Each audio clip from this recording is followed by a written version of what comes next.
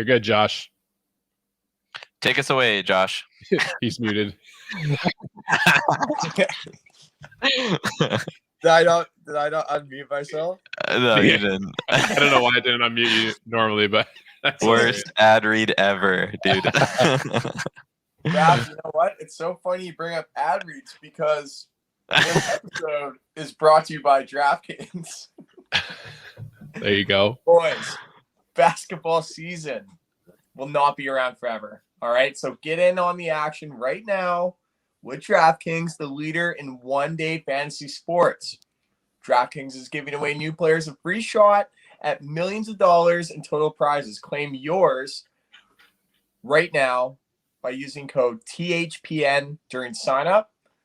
Players Daily Fantasy Basketball is simple. Pick the lineup, stay under the good old beloved salary cap that doesn't actually exist in the NBA, and see how your team stacks up against the competition. Feel the sweat like never before. Every dunk, steal, assist. Baseball fans.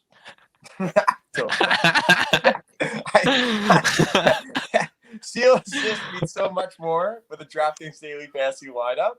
Baseball fans may have missed out on season-long fantasy, so now's the time to get on all of the fantasy action where DraftKings has even more ways to make it rain. With DraftKings, payday comes every day for players, so what are you waiting for? Head to the app now. Download the DraftKings app. Use the code THPN. This week, DraftKings is putting you in the action with a free shot at millions of dollars in total prizes. That's code THPN, and you can get a free shot at millions in total prizes only at DraftKings. Minimum $5 deposit is required. Eligibility restrictions apply. See DraftKings.com for details. Boys, what's going on? Josh, can you do me a favor? No. Josh, next time when you do an ad read, can you read it with the same enthusiasm as, what's his name? Al Harrington, I think, from Family Guy. Hi, I'm Al Harrington. Yeah. Wacky, wavy, inflatable two-man. I need to pass them along to you. Yeah. Can you read it with that kind of enthusiasm? That'd be sick. Did you guys like it? Yeah, I think so, yeah. Give me a rating out of 10 if I didn't stutter. If you did, including the first 30 seconds when you forgot to turn on your mic, or no? Josh, you were easily on pace for a 4.38. I'll tell you that much. Then you derailed a little bit. But I did text Megan and I said, we got our MC for the wedding when it comes. Oh, it's funny. Boy, what is happening? What episode? What's is it? up? 41? 41. Yeah. It's the kids, man. Back. Okay, well, I'm going to do the intro because fuck you, Elijah. You're going to be DraftKings ad read. I'm going to do the intro. I love that. Rafi. Grab life by the horns, dude. Rafi, Joshua. How you doing, brother? How dude, are I'm fucking great. I don't know, I just had like a chill day. Like I took a couple naps. I did some yard work again. A couple naps? You took two? I napped twice today, yeah.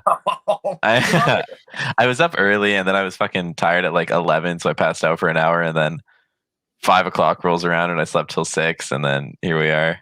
Dude, I love that. Yeah, I'm a chronic napper. Yeah. Nap guy. Yeah, fucking massive nap guy. But besides that, like my day is great. Like I'm fucking chilling here, ready to rock a podcast with you guys. All right, I'm ready to rock. I think that's got to classify as some sort of sleep condition. What do you mean? Chronic two naps in one day? Yeah, and chronically. I think the condition is called being happy and okay with my sleep schedule. But I will say this though, like after my second nap, I was annihilated. I was like, I think if I like close my eyes, I could sleep till the next morning, no problem. Like 8 a.m. I feel like there's something like if you can actually get past the overtiredness, you can actually continue to sleep. I firmly believe that. You know, like if you wake up and you're groggy, like you know you're overtired, but you're like, dude, like why don't I just go back to bed? Like I'm already in this deep. Like let's just keep on going. 100%. Yeah, it's the craziest fucking thing. Yeah, I love it. And I would love to see like a brain scan of how the way my brain's working when I just wake up like in a warm, cozy bed versus how I am like just already fucking walking around because I am so mentally weak when it comes to me in that bed. Like it doesn't take much to push me off the edge and just say, dude, just stay in bed all day. Like the amount of times that I've been late for work just because I wake up like with 30 minutes extra to spare, but I just go on my phone for like 25 minutes. It's a Dude, joke. okay. So you guys know how like there's those photos or whatever where it's like the human body and it shows like a temperature scale as to like how you are, say when like you're happy, when you're sad, when you're having like anxiety, all that kind of shit. You guys know those photos I'm talking about? Yep. Yeah. Could you imagine like one for your brain, like before and after a nap?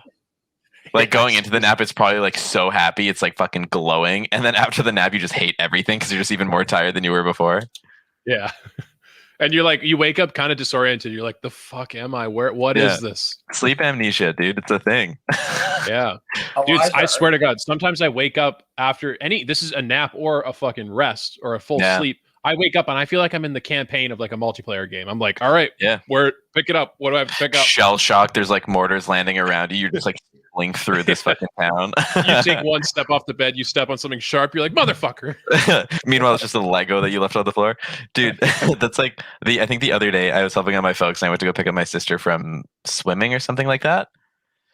She's like a competitive swimmer, and I picked her up, I think at like 6 a.m. And I woke up and I wasn't like conscious until I was already like, I've already like fully picked her up and I was driving home. I wasn't conscious. It just blacked out.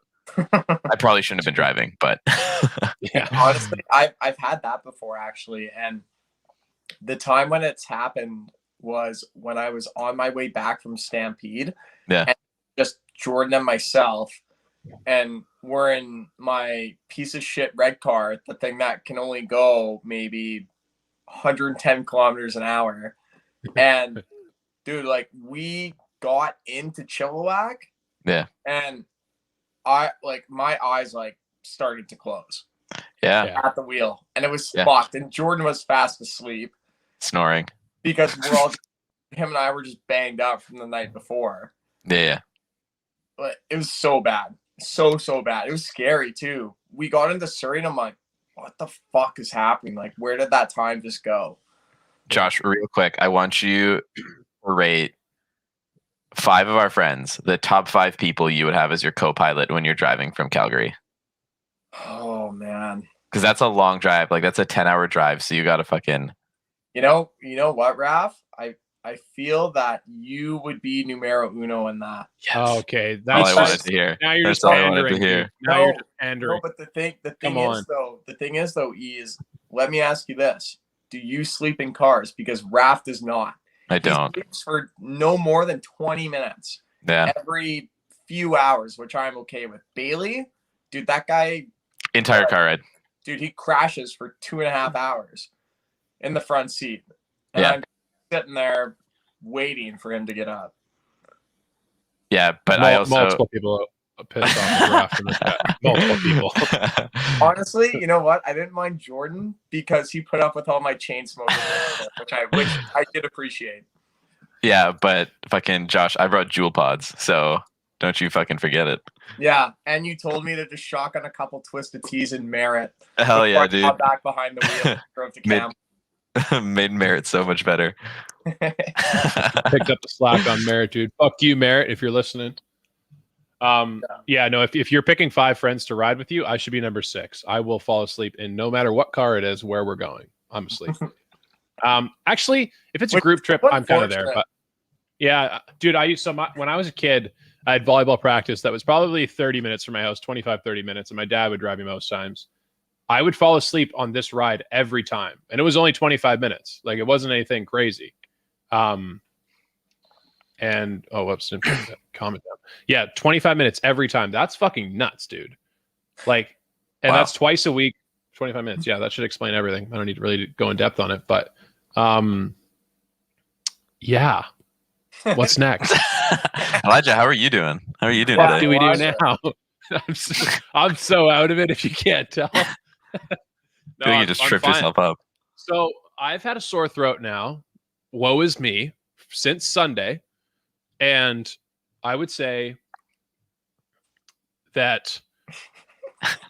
Dude, are you okay? I'm just. Elijah read the chat at the same time as he's trying to fucking. You caught me, dude. I read one of Jordan's comments and it just fucked me. I can't, like, I'm such a one train, dude. One thought train, whatever you call it. So no, I've been sick since Sunday, sore throat. And at the same time is when Megan left to go like to a doctor's appointment. She's camping, so she's been off in White Rock the whole time for Monday, Tuesday, and so I've been isolating in the house by myself just all day, and I'm going fucking crazy at this point. The only interaction I get is through like this goddamn computer, and I'm looking at you guys right now, and like we said in the beginning, dude, multiplayer campaign. I don't know what's going on. Like I can't tell if you're just, mental health is at an all-time questionable limit. Let's just say that. Yeah. That's me. Heck, Josh. So I'm doing well. Heck yeah. I got a ICBC rebate check. Oh, how much you get? Okay. What did everyone get? I'll go last. Elijah? I had 269. 269? Raph? Yeah. 494. Dude, I thought mine was high. I was ready to call Elijah bitch. I got 329. Look at that, baby. Dude, also, speaking of insurance, did I tell you guys my BCAA thing? Have I talked about that yet on the podcast? No, do you have a free tow? No. So I was talking to my dad about insurance and everything, and he recommended going through BCAA to get my insurance this year instead of ICBC. Maybe like 30%. It's fucking nuts. Dude, it's fucked. So I think initially when I was there, I like last time I had my car insured, I was paying $350 a month. So it's a newer vehicle. It's a little bit higher or whatever. Then I went this time to BCAA, and I my dad had to co-sign because I don't have my own BCAA membership, which is totally fine. But the car's still insured under my name, my premiums, all that kind of jazz. But if I went through ICBC, I would have paid $300 a month. Going through BCAA, I pay like $199. Holy shit. Dude, it's fucked. But you have to be 25 and you have to have like a relatively clean driving record. Like they make you pull up your ICBC shit and everything. And I was like, holy hell, dude. I think we have talked about this because I asked you if you got the membership and you said no. Yeah, I don't have the membership. But I can get the membership if I want. Dude. You should do it. It's like $8 a month or something. They're $12. I have it. Yeah, it's expired, dude. Yeah, I'll get it eventually. Dude, imagine getting the flat tire on a rainy day, side of the road. You know how to change it, but you're like, fuck it. I'm going to get BCAA. I don't need fucking BCAA. I don't lose my keys. Oh, I don't need BCAA. No, we're talking flat tire, dude. Put your keys in the ignition doesn't fill up your tires, Raph. I got a spare in the boot. You're not going out in the pouring rain, dude. You're baby back bitch, just like me. Do you know how to change a tire? 100%. Can you change a tire? I can change a tire. I can change my oil and my car's oil, and I can do. I feel like that joke almost went right over Raph's head, and I'm like, no, yeah. I picked up on it at the end. I can change my oil in my car. Yeah, dude, sick times. Okay, so actually, listeners, fuck you guys. We're gonna throw you for a loop here. We're gonna throw a good old Clayton Kershaw 12-6 curveball. Everyone in the Twitch chat knows what that is because you guys all watch sports, you fucking lunatics. We're gonna do goats and woats at the beginning of the episode. That's right. It's anarchy. It's fucking anarchy at StickinRink. Oh, the humanity. So what is it today, guys? Today it's goats and woats of traveling living / being abroad. Let's go. And when we say, actually, I'm not going to make that joke. I was going to say something, but were you going to say living with abroad? Dude, was that tough joke, Josh. That's a tough one, buddy. That's a tough look, Josh. You're gonna get you're gonna get canceled just for thinking. Josh, you're gonna get canceled. Yeah, Josh, why would you say that? Oh God. Oh. See, it's happening. Twitch chat's going off. Sexism. Oh God. Rhea, calm your shit. You're we're so good at this whole podcasting thing now. We just bring up the chat comments, and everyone's like, "What the fuck are they talking about?" Okay, goats and woats of living abroad, not traveling abroad. You must be living in the city. The best part about this is that none of us have lived abroad, so we obviously have firsthand experience on what it will mean. So get your fucking knowledge from here easily. I do not want to go first because I'm doing everything off the cuff today. Okay, I will go.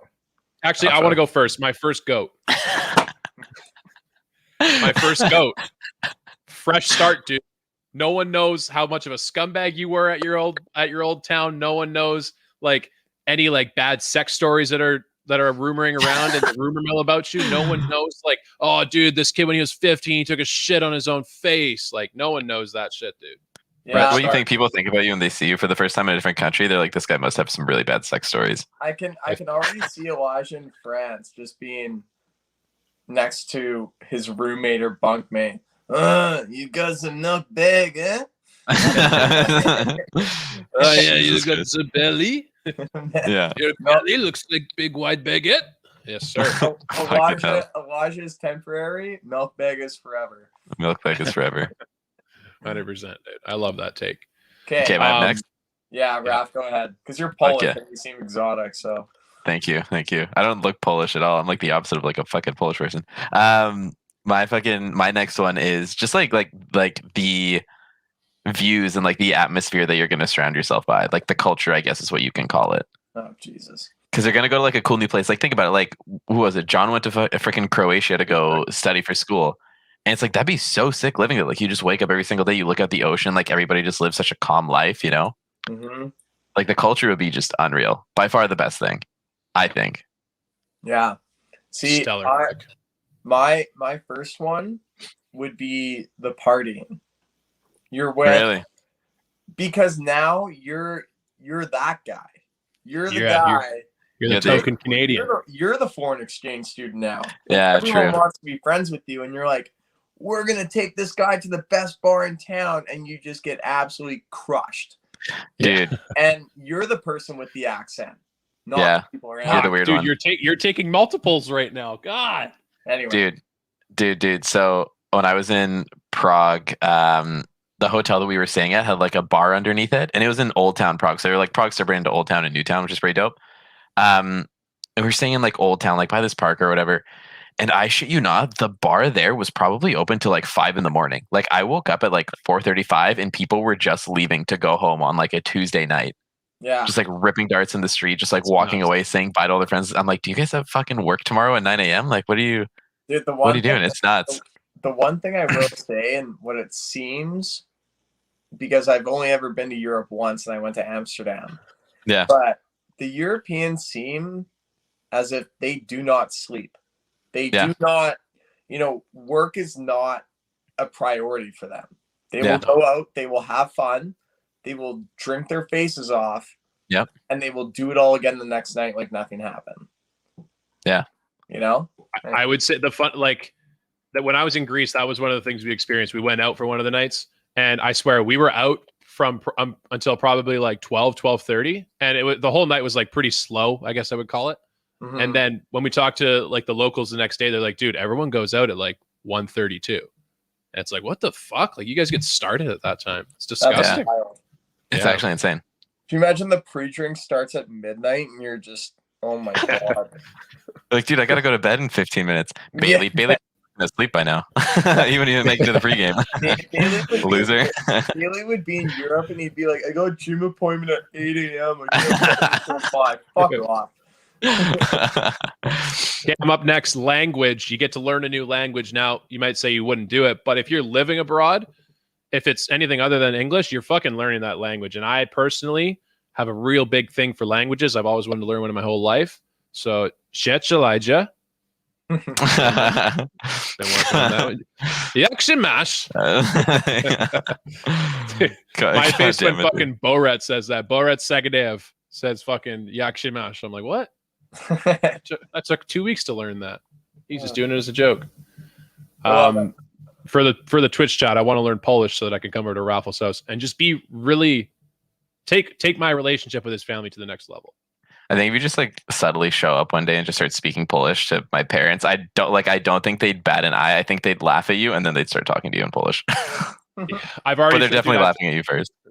I remember talking about it when I was first learning it. I was talking to you guys in Josh's basement about it. I would practice my language app for like 30 minutes at least a day, maybe an hour sometimes. And then my boss is Polish. And so like every time I'd come up like super confident, I'd be like, and I'd say something and then she'd reply back and I'd be like, I don't know what you said. Like, whoa, you got to slow it down. That was impossible. Do you want me to just start like phone calling you throughout the course of the day and just like only speking Polish to you? And honestly, I'll tell you like very, very crucial things. And if you don't understand, then it's just going to be detrimental to our friendship. No. I would say then you'll learn because then you're going to be pressured to learn. Yes. What I will say, that's the next step. The first step, send me Polish text messages. Okay. Yeah. And then I can take some time. I could take some time reading them and like, I think if you send me Polish text messages, I could probably figure them out without like doing any translating bullshit. You think so? I think Just so. by sounding out the words? Okay. Yeah. I think for you, the one thing that you should work on more than anything is your speaking. But all right, I can do the text messages. Yeah, I just gotta get a good vocabulary. Anyways, moving on. Raph, you're up next. Moving on. Okay, so this is just because we live in Vancouver right now. A potentially cheaper cost of living. Yes. Wow. I think that's going to be huge. Like, say, like you go to like Europe or like South America. I think even some places in Australia and New Zealand have a substantially cheaper cost of living than what we have right now. So, yeah, like that'll be really big for our financials. Work might be a different thing just because you're gonna have to kind of sort something out from that aspect. But I mean, hey, we could go fucking live in Syria, dude. I bet they have some pretty cheap housing. It's some good parts. yeah, I'm talking like the sustainable parts, or even like I don't know. Just end up showing up at Dubai and it's just like absolutely so much more expensive. You're like, fuck. We can go to Kazakhstan and all wear Borat suit. Just rep it, dude. No. Like thing around there. I have a feeling they don't like that down there. That's like all they hear. No chance they like that. Okay, my next one. Once you're over the pond, you're chilling. I feel that. What do you mean?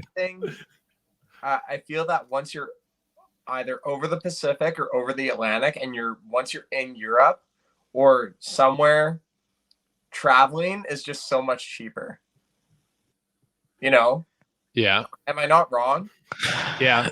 No, you're right. Like, there's everything about it. There's trains, there's cheap plane tickets, there's the fucking ferries everywhere. You're 100% right. Like renting a car, dude. Like you can. Is renting a car cheaper too? I would say so. Germany was relatively cheap from what I remember. Yeah, and that's the thing. Like the countries are so small that it's almost like bouncing through provinces. You pay for different shit though. Like if you're going through country to country in Europe, you have to pay, what is it? You have to get like highway passes and everything if you want to, like the Autobahn's free, which is nice. But I believe in Switzerland, the Czech Republic, you have to get, I can't remember what they're called, but they're like passes that let you drive on the highway. Oh, interesting. Yeah. Specific highways. Wow. Yeah. And like like tolls and everything. Not even bridges, because there's not big bridges, but everything else. Sick. Okay. That kind of took my third pick. I was going to say, you said cheap. What did you say? Like, what was your pick? Because I started laughing because I always picture like that little diagram I make of like all our choices in a box. And I just pictured your second choice being you're chilling. Like that's all it was. No, was your choice like traveling within? Yeah, sure. Traveling once you're there. Okay. Cool. Okay. Putting me in a little hard spot. I'm going to go ahead and say the food. The food, as long as you ain't some sort of picky little bitch, the food can be one of the best experiences ever. But I'm going to revisit that one in the WOT section as well. But on the GOAT section, the food, I'm going to say everything that when it comes down to like local restaurants, like obviously not chain things, but like, yeah, I dig some food. Okay. I think that's very dependent on where you are too. Yeah, I know. That was the hard part. I was trying to think like living abroad, what's the general one to use, but I feel like there's some answers that not now, but there were a couple that I kind of stumbled upon that aren't in here, but could be like two-way answers. You know, you could argue it depending on, it's all based on where you are. Yeah. You know, I have a WOT for food that I think applies to almost everywhere. All right. I like really? that. Yeah. Okay. Raffle. Dude, fucking meeting other people who are also traveling and experiencing everything for the first time. Yeah. Because that's sick. Like I've heard one of our buddies, he lived in Japan for a little bit. And he basically talked about how he met like other travelers who are also traveling through Japan. And it's like you just kind of like group up together, you hang out, and you kind of both start like your own little gang. You know what I mean? Or it's like say you go to a hostel, it's just like party with like people that are also there to experience everything for the first time. That's sick. See, now this isn't gonna be like a WOT choice to me, so I'm gonna talk about it. But one of the things I would be kind of afraid about is hanging out with other travelers because they're just like they're the wild cards. Like I don't mind being around the locals because I feel like it'd be very hard to find the psychotic locals just by like stumbling into them. But like travelers, dude, what I just said in the beginning, man, everyone's got a free slate, or like no one knows anything about this dude. So that kind of fucking freaks me out a little bit. Yeah, I'm gonna revisit that one in my WOTs though, so I'll touch about it a little bit. And shout out to the Twitch chat for saying that I have the biggest balls. I like that. They're also saying, Josh, you have a huge wrench. I think this is all about going tarps off hot tub stream one day. So everyone's just trying to guess us up a little bit. Yeah, for the podcast listeners and for the chat, we have discussed the possibility of doing a hot tip stream in Josh's basement. He's putting up a bit of a fight on it, but I think as long as we get the followers continuing to come in, I think we can pull it off. All right, I like it. Yeah. Cool. Wotes. Who's up first? You are. Me? Well, Oh, baby. Okay, so going back to my Wait, wote. you guys skipped my last goat. Yeah, I was going to say, that doesn't make sense. I wasn't ready for Oh, that my yet. bad. You know what? That's It's okay. the same fucking thing as Elijah's first one. You get cultured. Yeah, you get cultured. Yeah. That's my last one. That was the only one I could think of. Dude, yeah, we started taking each other's there. That's tough. Elijah, Yeah, I think, took 2 of mine on my list, and I was like, fuck. And that was off the cuff, too. I didn't even have a list. So Josh took mine, and I was like, oh, fuck. Yeah, taking fair. Okay, my first wote, and it's going into the food one that I was talking about. I swear to God, every McDonald's is worse than the one from home. It's a fact. Like, No, every local likes their own McDonald's, but No. every time, seriously, dude, every time you go to a McDonald's, hey, shout out Matt Hammer on the Twitch, on the Twitter chat. What's up, Hammer? One of the best interviews you've ever done. Sexiest guy alive. No, dude, even America McDonald's, like it's just different. They feel like their food tastes like silicone, so that's disgusting. But dude. if you go to like Germany or if you go to Asia, maybe I'm a picky eater, but that shit's fucked, dude. I don't want anything to do with that. Dude, in fucking Switzerland, I think I paid for the most expensive, what's it called? Big Mac I've ever paid for in my life. I think a meal was like $25 Canadian or something like that. It was fucked. But it was the best Big Mac I've ever had in my life. Like, it looked like one of the ones you see on a photo. No way. And it was nuts. And it was in a tiny town in Switzerland. And it was unreal. Fries, fucking perfect. Okay, Actual but burgers, next level. I'll say that if that is a true story and you're not fabricating any of it, then kind of okay, but doesn't blow me away because it was like $25, like you said. The thing about like the abroad McDonald's is maybe the taste isn't the thing to go after, but it's never what you need it to be. Because like at home, McDonald's is like the fuck it. I don't know what I want. I just need an excuse for food. So here comes McDonald's, or the like drunk hungover food. It's just never there for you when you're somewhere else. Okay. All right. You guys can all say you agree with me. It's okay. Yeah. My first one. Dude, you're gonna run into some weird fucking people. There's a TV show that my parents have started watching that I've been meaning to watch on Netflix called The Serpent. And apparently it's based off like this guy in, I think Southeast Asia or something like that, who would kidnap and kill people and like steal like their passports and all their identification and whatnot, and then like sell it or do whatever with it. There's fucking people like that out there who just seem like normal everyday people who kind of like don't fit in the culture as well because they're also like traveling and they're not from there. But it's like everybody knows them and you just have no idea what's actually going on. Man, that's pretty much what I was talking about. That shit's fucked. He's like a jeweler, right? Or like I think so, something like that. I haven't started the show yet. I was gonna start watching it tonight, actually. It freaks me out. I don't think I could watch it. I think it'd be really good. It looked really good from what I've seen so far. Nice. Love that. Josh, you're up, buddy. First, whoa, boys. There is something about it that I hate. Hostels. I've never stayed in one, but the concept of staying in one, I am not a fan. I'm a hotel guy. I'll tell you that right now. That's going to be tough for you to travel abroad one day. If you're doing the hotel thing. What if you're going to be living at like an estate or something like that, or like a house? Yeah. It's not like a hostel. It's not like shared living. Like let's say like you're Airbnb. paying for like a monthly house to live in. Yeah, sure.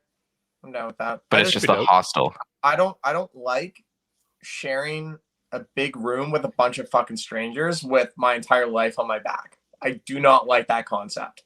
Yeah, that's fair. For the same vote as Rafs, you meet fucking weird people, man.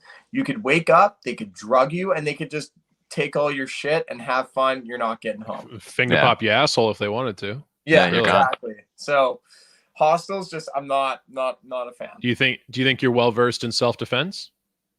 No. You're just getting used and abused in these trips? Shit, dude. Do you think if you had to fight for your life, Josh, because someone is trying to steal your stuff, do you think you could take somebody down?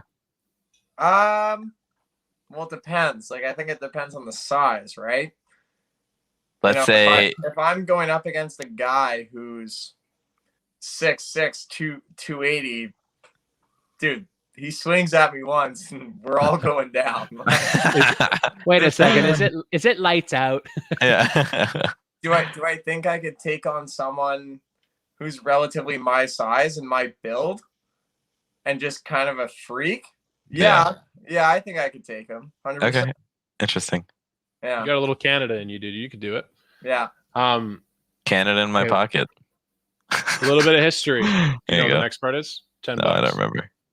Sucks to suck. Okay, what was my next quote? Fuck. I had it for the longest. Oh, I remember. So getting caught up in like big time country events, like revolutions and shit like that, or like riots. You weren't kidding about going to Syria, were you?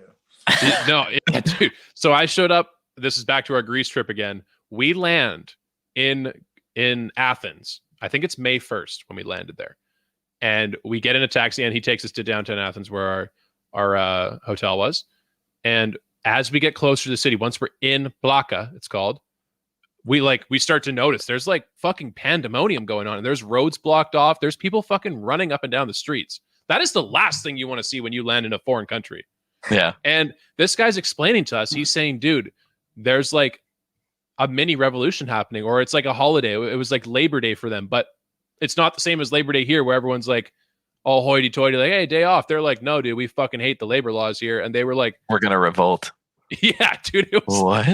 He's like, yeah, okay, we can't go down that road to get to your hotel. It's blocked off. I was like, oh God, what is going on, man? So Dude, just fucking like nuts. That just kind of got me thinking, like, man, can you just imagine if you woke up like any old place and there's this huge march? Oh, that would just suck. Yeah. Yeah. That'd be fucking nuts. Yep. Dude, I don't even know what I'd fucking do. I like. Do you join in? That's a good way to blend in. Of it? Yeah. Make a bunch of friends right there on the spot. Dude, I was gonna say one thing. Could you imagine being like vacationing in Poland in 1939? No, I can't, dude. And just all of a sudden you're like, wow, like never been to Warsaw before, and then that train's coming in awfully quick. Fucking hell, dude! I have That's no so idea. weird. The ground's shaking. What is that tank doing there? What? Yeah. Huh? Dude, that's kind of that like that gets up into the Canadian privilege we have, where we're like, dude, when the Vancouver riots were happening, I was kind of like, this is kind of funny. Like I wasn't worried about my safety or anything. This is kind of sick. Yeah. I kind of want to go throw a glass bottle. Exactly. Yeah. And then you see a guy taking a picture of you. You're like, "Fuck you, man." It's like the fucking what's his name? Dane Cook skit where he talks about the whole B&E thing. Yeah. Where he's like, I didn't even want to do a B&E. He's like, I just realized I wanted to kick in a door. Well, I didn't even want to go to a revolution. He's like, I just wanted to throw a glass bottle. Yeah. Man, I just wanted to have some fucking Greek food, but I almost got caught up in the storm. I'm gonna move this along real quick. My next vote, fucking losing something.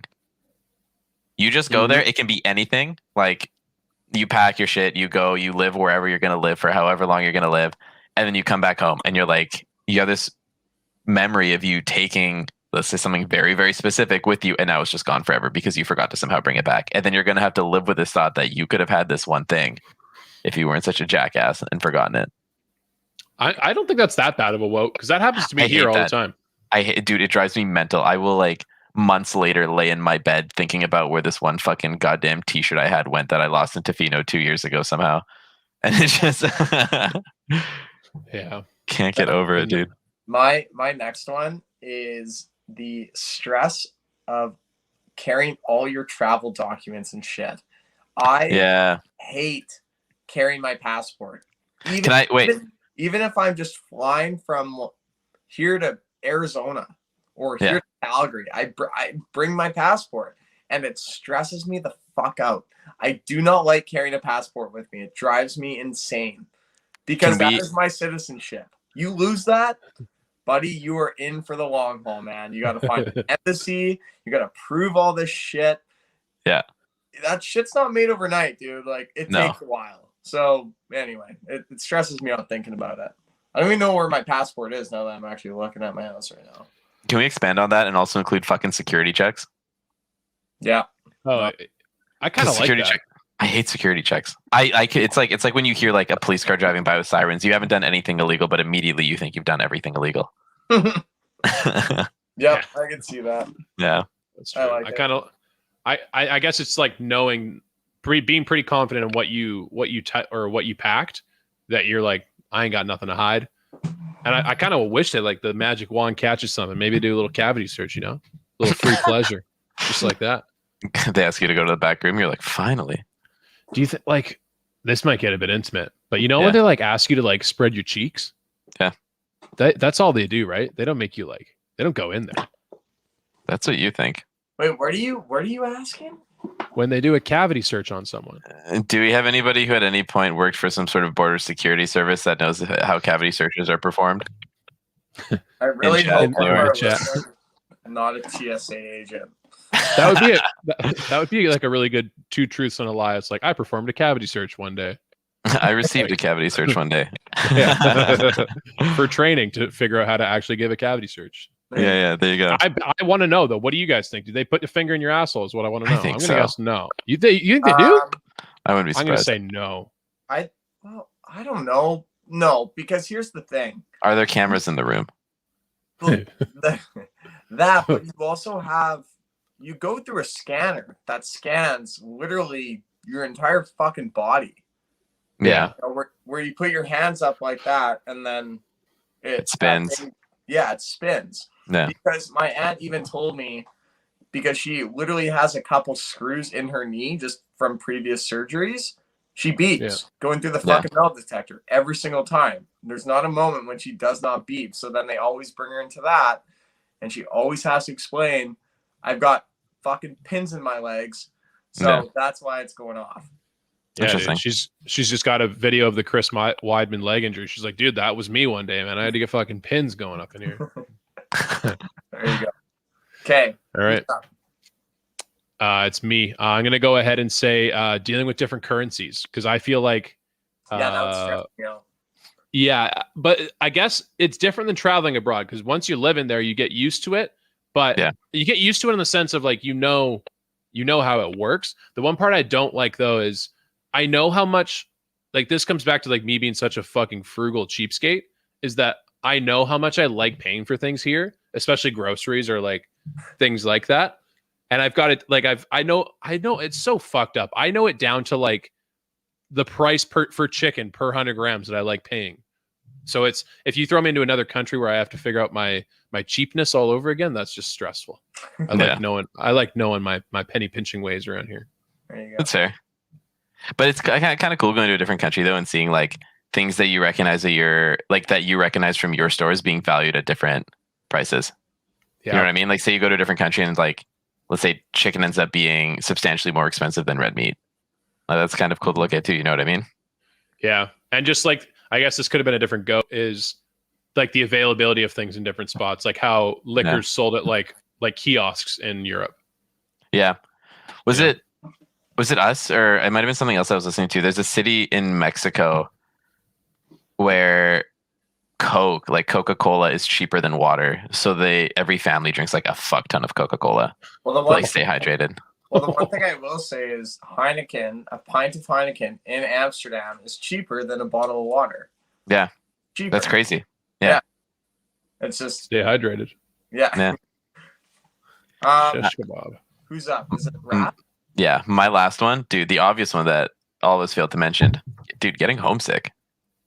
Yeah. There's always going to be a point living abroad. Huh? Say it.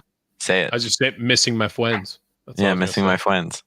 Dude, no, but like at any point living abroad, traveling abroad, no matter how long you've been gone, there's always a point where you're kind of like, I could be like home right now, just like relaxing. I miss everything back there. You know what I mean? Yeah. Or it's like, say, like worst case scenario, like financially unstable, haven't met any new people, no friends living abroad. Like you get lonely. Oh yeah. If that shit doesn't work out for you, like if you're just not as, I don't know, if you just don't pick up on the right people, that would suck. Yeah. Yeah.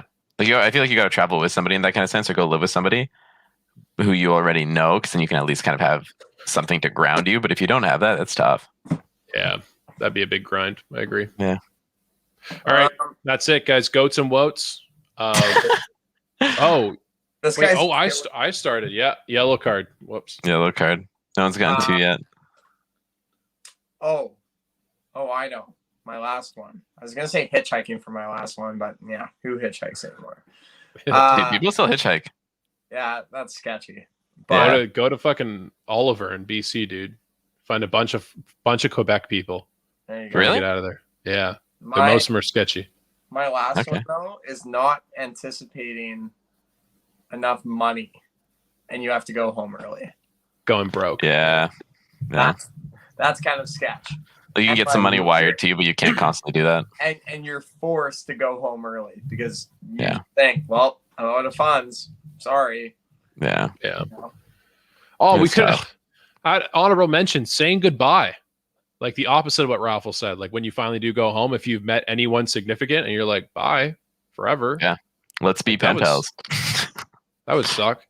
I'd probably just say, hey, like, no offense, I'm just gonna pretend that you're dead because I can't stand the fact of not being in your life. So I'm just gonna pretend that you died.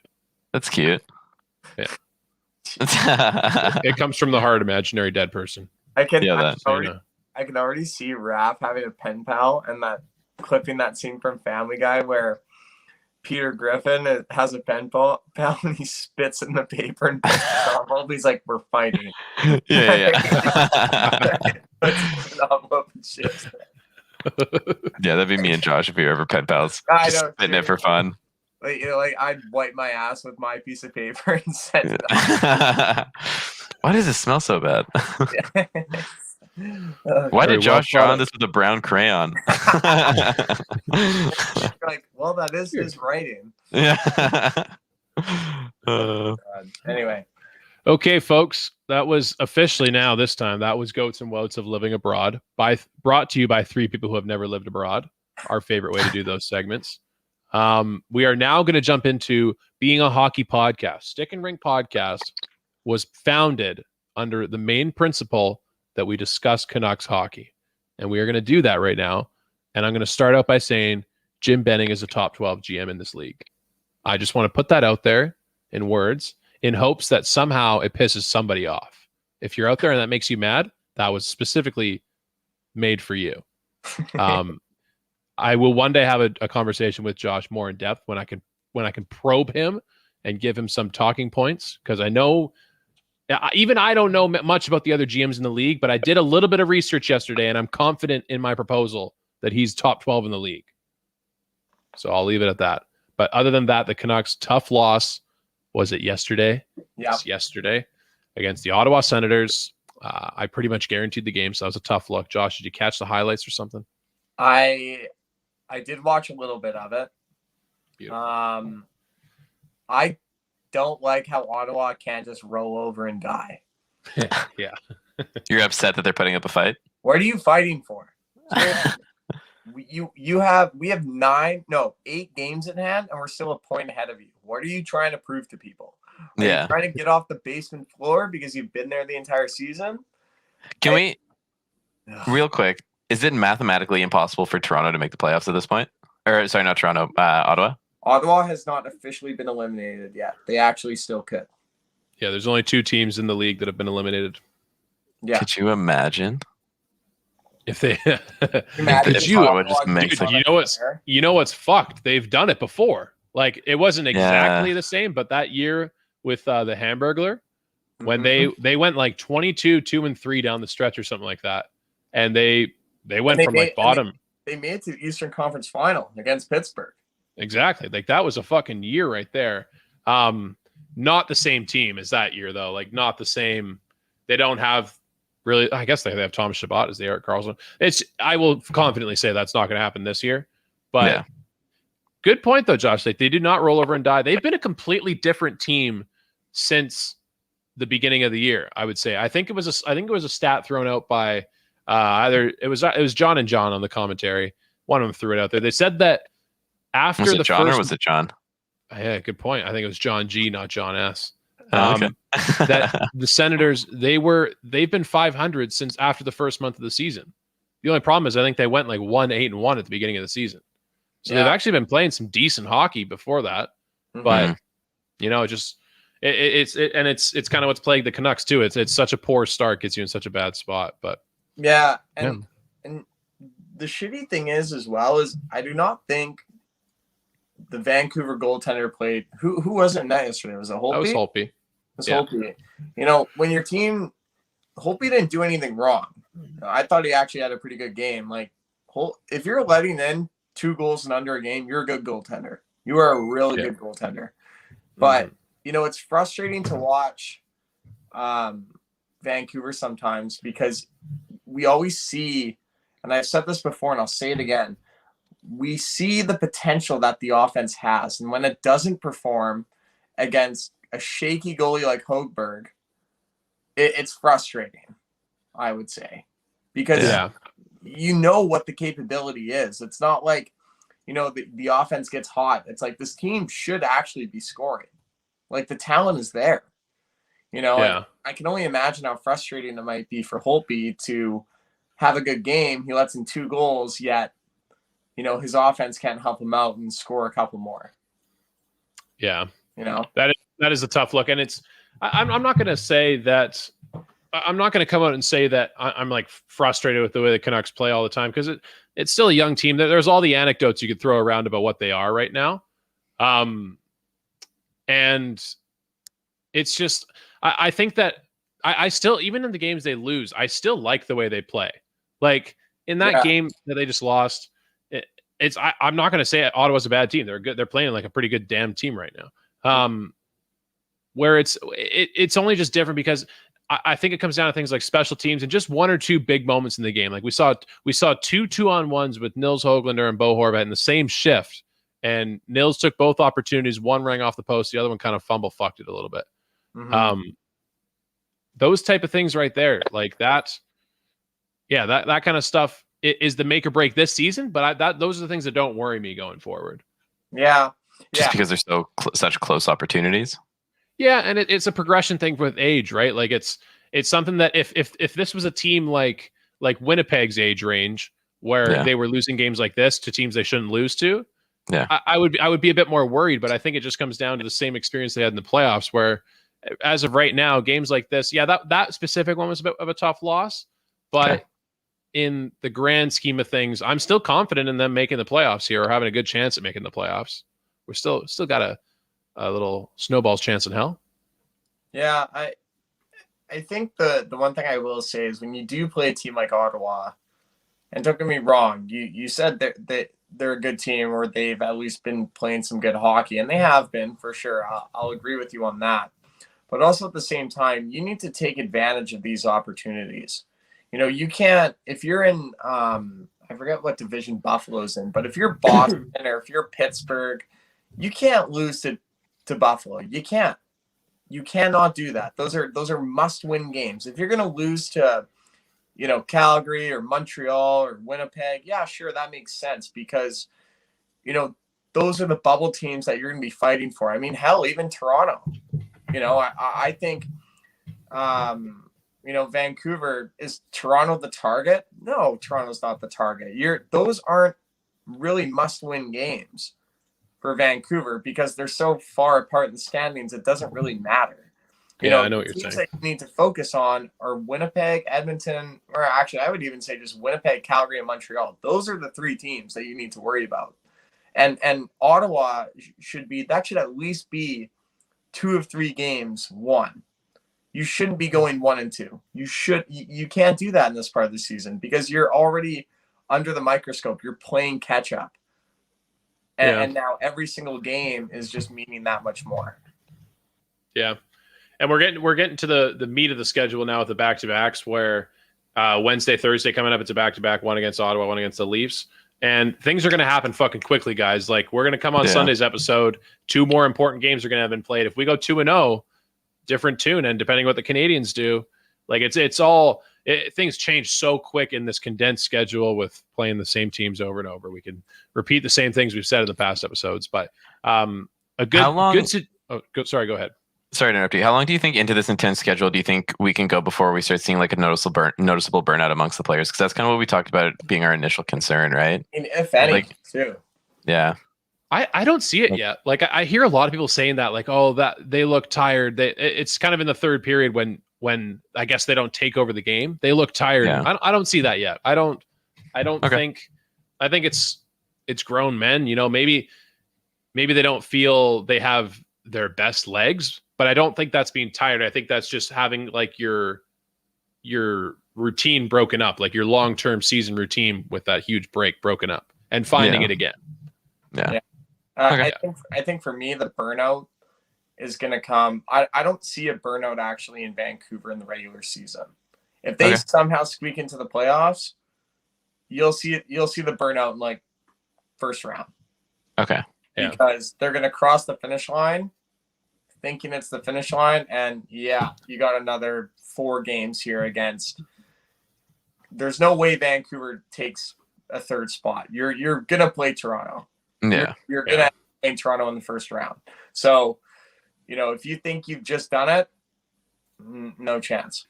Yeah. And Toronto's team looking like this year, they are not going to be denied. They are not going to be denied of at least a shot in the Western Conference for sure.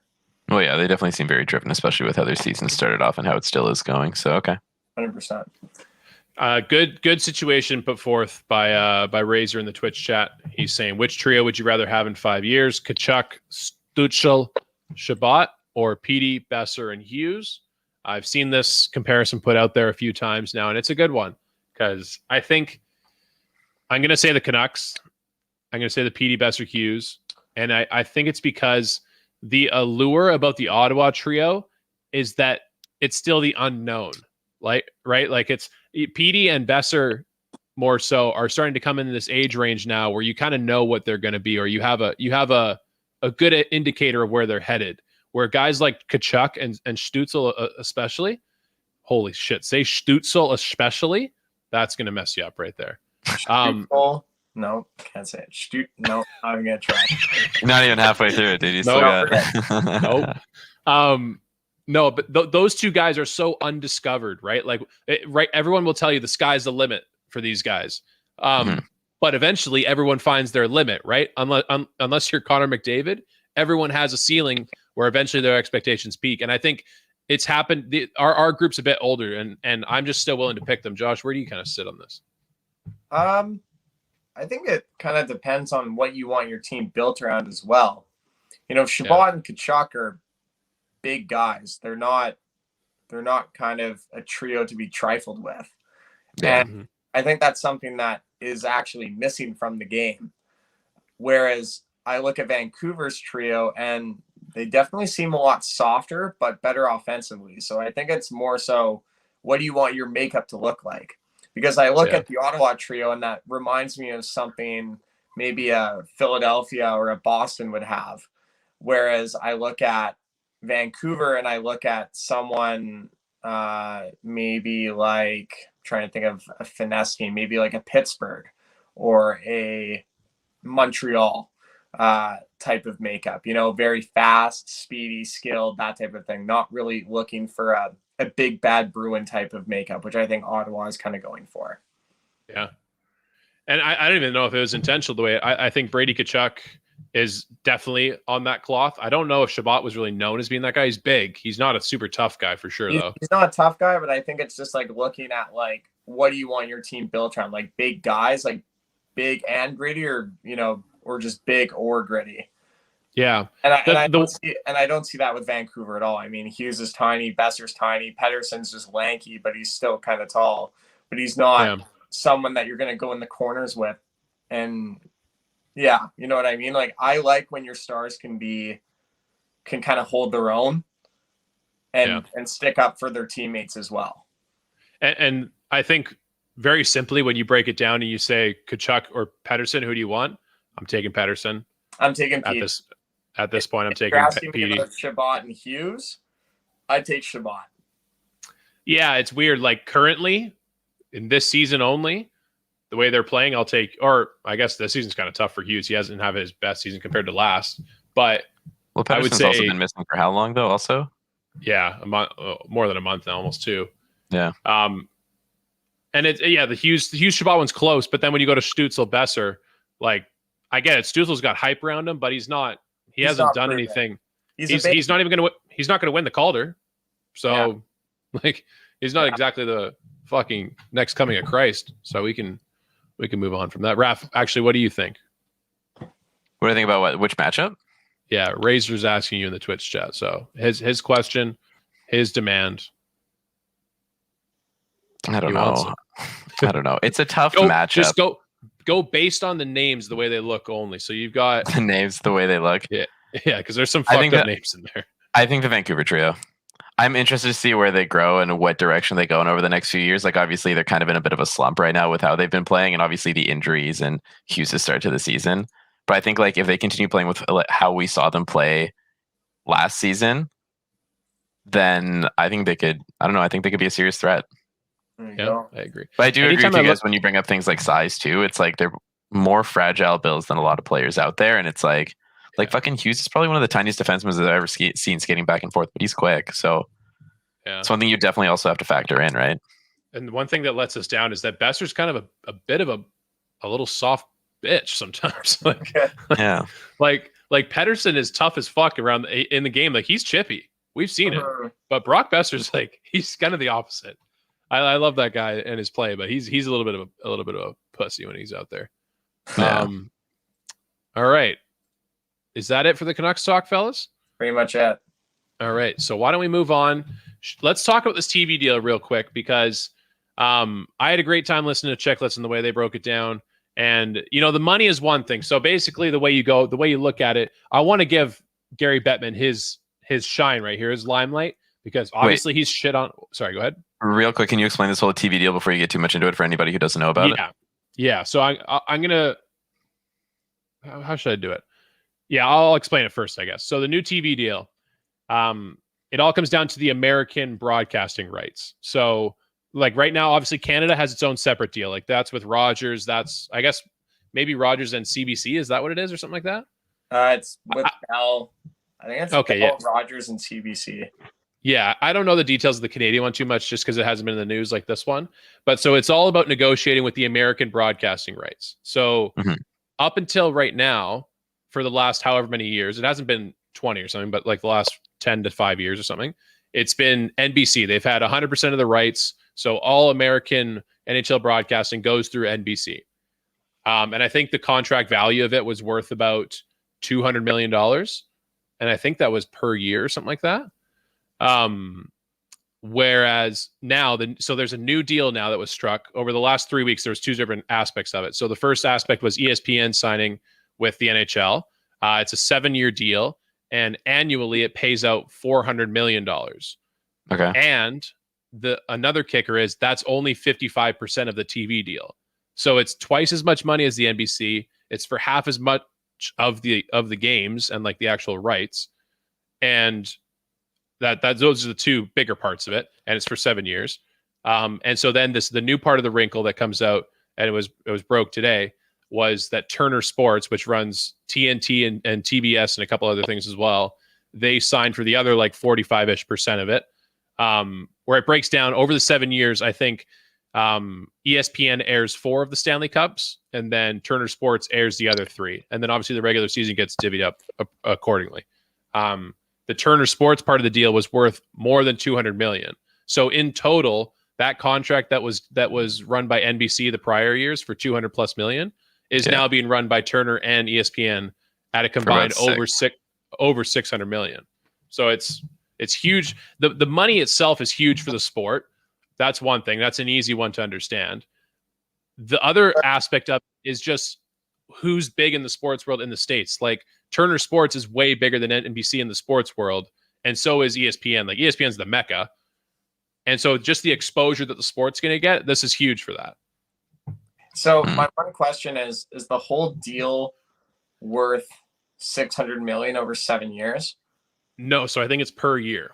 Holy shit. I think now that's where I knew this question was going to come up, and I tried my best to research it. I have no idea, dude. You guys can't find an exact answer. I'll check. I'll look real quick. I almost want to guarantee it is, though, because think about it. Think about every team's salary cap, how much they spend on salaries. Each team spending, let's say, $80 million among 30 teams. How much is that? That's already like more than $1 billion, isn't it? Like, stupid guy math. That's more than $1 billion. Like, the TV deal's got to be more worth, isn't it? The way that I see it, though, is even if it was like, let's just say it was $700 million, Yeah. $700 million in total, which means the NHL is getting $100 million a year. What you're getting, though, is you're getting the mecca of sports, which is going to give you just more exposure, which should just draw in more fans. Yeah. And I feel like, and you're getting more games. You're getting your name out there a lot more in a bigger sports world. So even if it's only worth $100 million per year, $700 million total, you're just getting more fans to watch the game opposed to NBC Sports. You know what I mean? Yeah. I feel like the exposure alone is going to kind of make up that dividend. That is. Sorry, go ahead. Real quick to interrupt you guys. The TV deal from this article that I just quickly read is the dollar amount. So this is basically what it says. The dollar amount of the Turner deal is reported at $225 million per season on a 7-year deal, with ESPN already paying $400 million for the same time period. Holy shit. So I'm assuming that's $600 million a season. Yeah. For 7 years, which will be 7 years. $3.5 billion at the end of it. Yeah.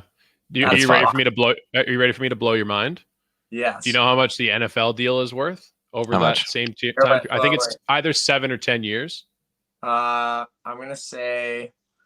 So we're at $3.5 billion. Yeah, the hockey Total. contract is worth $3.5 billion for over 7 years. The NFL has got to be like $55 billion. It's worth 110. Fuck. $110 billion for That's that long. fucked up. Isn't that fucked? That's holy shit. It's the mafia ain't dead, folks. Dude, when I think about that, I go back to the movie Concussion with Will Smith. Yeah. And when poor Will Smith is going up against the NFL and like his boss is saying, dude, you're going up against a company or a corporation that owns a day of the week. The church had it, now it's theirs. Yeah. You just start to see the might of the NFL and Roger Goodell and how this dude is untouchable. Yeah, it's fucked. It's It's actually it blows your mind. Like growing up as a hockey fan or just a normal person, and then you're able to grasp the idea of like, wait a second, the NHL is just like a fucking ant on the boot of the NFL. Dude, that is a speeding ticket for Roger Goodell right there. Yeah, for the whole NFL deal. But back to the NHL, like that's huge though. As Josh mentioned, like every time I listen to a podcast that describes the impact that this will have on the NHL, it was more about the NBC side, but we'll get to the TNT side in a second. The ESPN side, if you think about it, anytime someone goes into a pub, a bar, a restaurant, things like that, and they have sports TV on, when you're in the States, dude, it's all ESPN. That's all it is. Yeah. Like they don't do anything else over there, at least mainstream. Like that's like us putting on TSN here. So like what that'll do, just exposure for the sports, people that don't usually see it, is huge. I think the one down, or I shouldn't say the one downside, is how the NHL schedule practically mirrors the NBA, which is kind of unfortunate. But yeah, that's a good point. Though you would think that and I don't know the ins and outs of how TV obviously fucking works, but you would think if you have NBA on TNT, there's a hockey game on ESPN, and vice versa. Yeah. You know what I mean? Yeah, so that makes sense. So they almost trade time. The other side as well is, if you almost never want, if you're an American team, you never want to play on Thursday or Sunday night for the year of the season because you're competing with the NFL. You never. And I think Thursday is the NBA day too, like when they do the full NBA show. Yeah, something like that. Like I know there's certain points in the NBA season where you have all the big games. You have all of them going on. Like it's almost like a rivalry week, or it's kind of like how hockey night in Canada is actually Saturday day. Like you'll always have, a matinee matchup at 12 o'clock. Then it goes straight to a 3 o'clock game. Then it goes straight into a 7 o'clock game. And you have kind of all Canadian teams in action. So it'll be interesting to see how they do it. But I'm pumped. I'm pumped for the league, and it'll be great. Well, and this is to wrap this up with one last little discussion point. The thing about the exciting thing about the Turner part of the deal is the creativity with it. And I guess ESPN could do this too, but like hockey in America is going to completely change from a entertainment standpoint too on the show, like the way they present it. Like nowadays, you kind of get into the intermission talk and you get to what Hockey Night in Canada is. Like it's a whole production. Like we've seen the emergence of Kevin BX as a hilarious guy in media and all these guys in Hockey Night in Canada. Like it's actually fun to watch. But it's good. Like when you compare it to the NBA on TNT, like what they have with Shaq and Charles Barkley and Ernie Johnson, like that is what we could be going for the NHL. Like something a bit better, something a bit more of production value. You know. Let me ask you this, and here's a hot question for you, Elijah. I'd accept the contract. Let's do it. He got fired from NBC. Do you think ESPN or TNT takes on JR?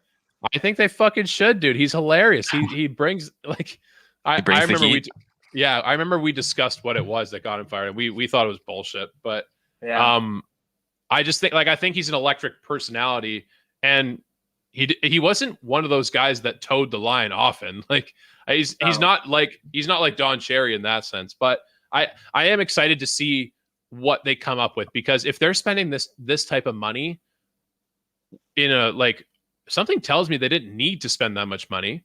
Yeah. But it just, I don't know, just based off the pandemic world and stuff like that. If they're spending that much money, they've got an idea of what they want to do with it. So my one take in all of this is I'm seriously wondering if ESPN goes to Portnoy and somehow brings on Biz and Wit. That's just a take, but I could very well see that. Dude, if you're trying to grow the game and you're trying to, make it fun for everyone. Yeah. You want those two guys. Yeah. I would say. That's going to piss some people off, but hey, welcome to the world, dude. This is the way media is going. We do a very small time podcast, but this kind of unfiltered media where it's not like, hey, show up wearing a suit and a tie and say all the proper analytical words, that's going out the door, dude. Like that's not going to be what sports is come 10 years from now. So, and especially when you have a game that has never really been truly broadcasted in the US and try and actually sell a product. Like the beautiful thing about sports and even analysts kind of at halftime or between periods or whatever it may be, is they dumb it down so that everyone can understand.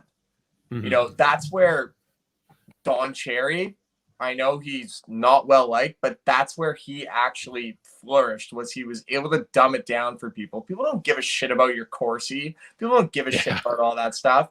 And it's brought up sometimes on Sportsnet and TSN. And I think, what are you guys doing? I want to hear Jeff O'Neill give a hot take. I want to hear, Bob McKenzie tell me about a big trade. I don't give a shit about, time on ice and all the shot percentage. To a beginner fan, that is not what they give a shit about. They want someone to dumb it down and explain the game so that it's fun for them to watch. You want to appeal to the masses at the end of the day. 100%. Exactly. The people who want to look at that time on ice and all those specific statistics, they can just go online. They can find everything they need right there, right? Yeah, exactly. And that's the like Raph said, anyone that wants this Corsi information and all these advanced analytics, they're out there, man. For it. There's half a dozen reporters that just don't shut up about that stuff. So if you want to find it, you can find it. But I agree with Josh. It doesn't need to be on an intermission talk. It's just you should be trying to entertain. That's just not entertaining. Exactly. Yeah, you want to almost be not even a sports product, but an entertainment product. Yeah. Anyway, all right. I want to move on, guys. I think we got time for one more topic. Do we want to do a little bit of the show, or do we want to do? I want to talk about the show. You want to talk about the show? Okay, I figured we would go this way. Let's wrap it up with some MLB The Show talk. Josh, so the game, right? Hey, shout out anyone that's listening that has an Xbox Games Pass. It's free right now, so check it out. It's very rarely do you see a new sports game that's for free if you have a $16 membership, something like that. Yeah, something like that.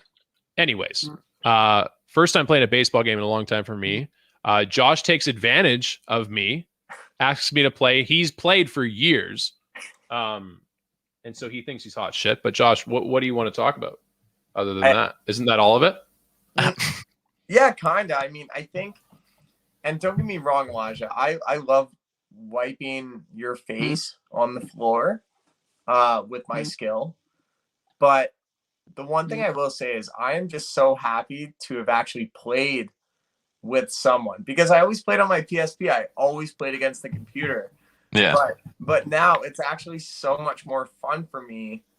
But the one thing I have realized, Elijah, and you and I were talking about this when we're looking at the rosters, dude, in terms of how out of touch you feel with baseball now, in terms of rosters and pitchers, like out of 10, how out of touch do you feel? 10 being like you're not even in right field, you are out of the ballpark. Yeah, like it's like what's the ballpark? Is it the San Francisco that they have the river in the back? like the ocean, and you're in the kayak trying to catch a ball. Yeah, I'm in the kayak, but I'm on the wrong side of the water. I'm on the opposite side of the stadium. That's me. I'm honestly saying like I'm a 7. Like I'm fucking up there right now. Really? Back when the Jays had Bautista, and even like 3 years after that, when they started to get like past the Tulowitzki days, I knew all of baseball at that point. What's crazy to me is it has I don't know anything now, dude. Like, I know all the names that I know are like, I guess 3 years older and just completely washed up. And all the names that I do not know, or that I thought were like super young prospects, are like 96 overall. And it's like, what the fuck? Like, dude, it's nuts. Like, even, you know what's, and this is how I knew that I was going to be out of touch with this game, is I looked at the cover athlete. I'm like, who the fuck is that? I genuinely did not know who was on the cover. That's Fernando Tatis, bro. And I thought for a second, and I thought to myself, why is there some dirtbag Padres player on the front of MLB The Show? Yeah. Where's Aaron Judge? Where's Giancarlo Stanton? Where's fucking David Ortiz? Where's he at? David Ortiz. It's just, I just feel so out of touch. But in terms of gameplay, there's no such thing, Elijah, as a quick game. No, God, no. How long did you guys play for? Dude, we played 3 games. We played 3 games? Yeah, 3 games for 3 hours. I checked the stream. Dude, I stream. Our stream alone went 3 hours. That was fucked. That's nuts. We played 3 games, dude. What the fuck? We played 3 games. Like, this this isn't NHL 3s where you can just bang out 10 in like an hour. It's like, when you commit to MLB The Show, you commit to MLB The Show. Here's a sober drunk idea. And once we can hang out in person, I say we do a full game, stream it in person with like a full list of like drinking game rules on the side just to keep it interesting. And then like, who knows? By the time playing a best of 3 series, it'll have taken like 3 hours and we'll be completely floored. The only thing I will say that really pisses me off about Elijah is this guy throws high changeups that go like 84 miles an hour out of the strike zone, and I can't hit him to save my life. That really spins me out. And for all the baseball fans listening, you will understand the way that baseball economics work in terms of like pitch count and, you know, when to throw certain pitches in certain ways. What you're supposed to do is you're supposed to throw a fastball up high because it'll just go faster because you're not throwing it down, you're throwing it up. So it'll keep its speed. And then you're supposed to throw your changeups down below your legs because they'll dip and then they'll actually lose speed on its way in. Elijah does the fucking complete opposite. So I'll think that I'm getting high heat and I'll swing right away, and then it's just some lazy changeup up around my eyes that I think is a curveball that's going to dip down. I'm going to smoke it. Nice try. And then he comes back and throws a 95-mile-an-hour heater at my ankles, and I swing it back to it. And I strike out, and it actually spins me out. See, the most perplexing thing about the fastball at the ankles, it makes no sense because there is no pitch that starts low and then goes high. Yeah. like if you're a batter's eyes, you're thinking, okay, that's starting at my ankles. It's not going to go any higher than that. The only thing that I will say that really pisses you off, and I thought it was so funny, is you can't hit a curveball. You cannot hit.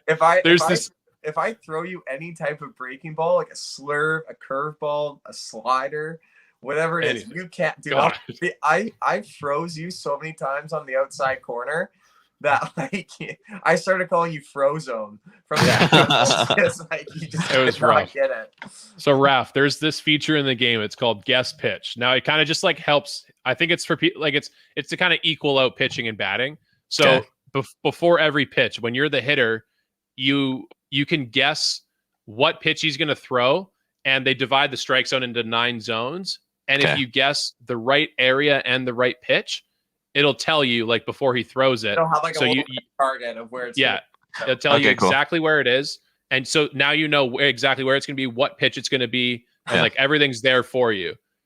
I think I hit one of those, and I had about 12 of them. Like even I know it's coming, and you see a fucking curveball, and I swing early every time. It's so bad.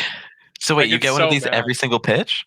No, you're able to guess, but it's hard. It's hard to guess if you think because each pitch. Imagine each pitcher has the amount of variety of like pitches, and then like places that Because like some pitchers will have like the most a pitcher will ever have in the game is 5 pitches.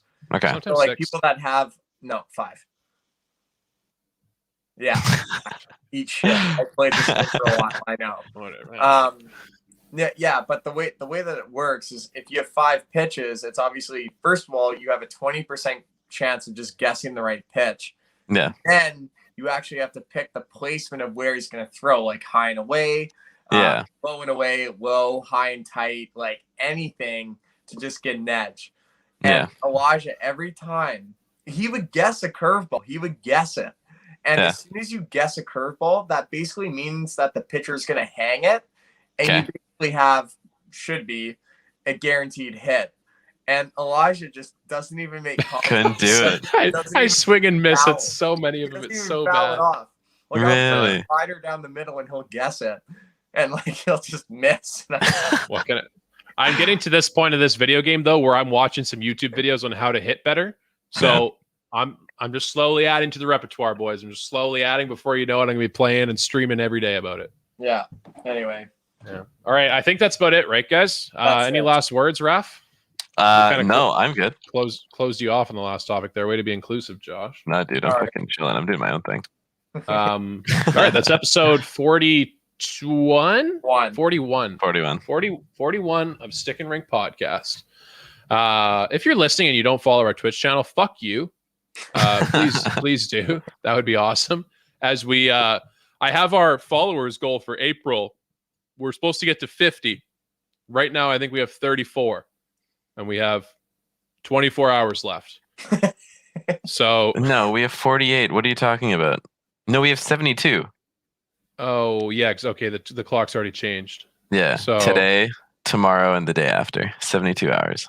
3 days. No, there's only 30 days in April. Oh, yeah. 28, 29th. Oh, yeah, you're right. Why did my computer told me today we had 42 hours remaining? What a fucking liar. Dude, this is how computers take over the world. They don't outsmart us. They dumb us down. They confuse us. Yeah, you never thought that, did you? No. Shit. All right, that's it, fellas. All right, See ya.